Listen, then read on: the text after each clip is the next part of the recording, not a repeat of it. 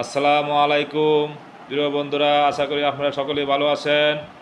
আজকে আমি এসিড অপরাধ দমন আইনের কিছু ধারা গল্পের মতো করিয়া বোঝানোর চেষ্টা করব।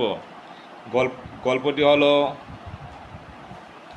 যে রহিমের সাথে জসিমের পূর্ববিরোধ চলিয়া আসিতেছে। উক্ত বিষয়টি রহিম জানে। একদিন সুমন এবং জসিম ঝগড়া করিলে উক্ত সুযোগ বুঝিয়া রহিম সুমনের হাতে অ্যাসিডের বোতল ধরিয়ে দেয়।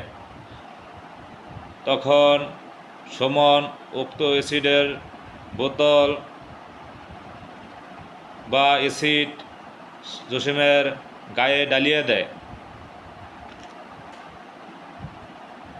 কিছুক্ষণ পরে হাসপাতাল নেওয়ার পরে জসিম মৃত্যুবরণ করে।